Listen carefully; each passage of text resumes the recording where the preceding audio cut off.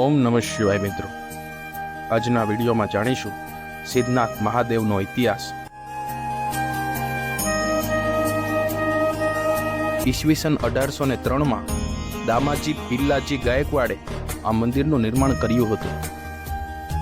પેશવા સરકારના પિંડારા લૂંટ કરવાના ઈરાદે આ મંદિર લૂંટવા માટે આવ્યા હતા। રાજાએ બનાવેલા મંદિરમાં શિવલિંગની નીચે સોના ચાંદીનો ખજાનો હશે એવું માની પિંડારાઓ કુહાડીથી શિવલિંગ ઉપર પગ મૂકી અને ઘા કરવા લાગ્યા। આમ શિવલિંગમાં છિદ્રો થઈ ગયા અને એમાંથી ભમરાઓ નીકળ્યા હતા। ભમરાઓ પિંડારાઓને કરડ્યા હતા। બાદમાં પિંડારાઓએ મહાદેવ સમક્ષ માફી માંગી હતી, જેનાથી ભમરાઓ શિવલિંગની અંદર સમી ગયા હતા। જ્યારે શિવલિંગની વાત કરીએ તો ગોકર્ણ મુનિના તપોબળથી તેમની ભક્તિના ફળ સ્વરૂપે આ શિવલિંગ સ્વયંભૂ પ્રગટ થયું હતું।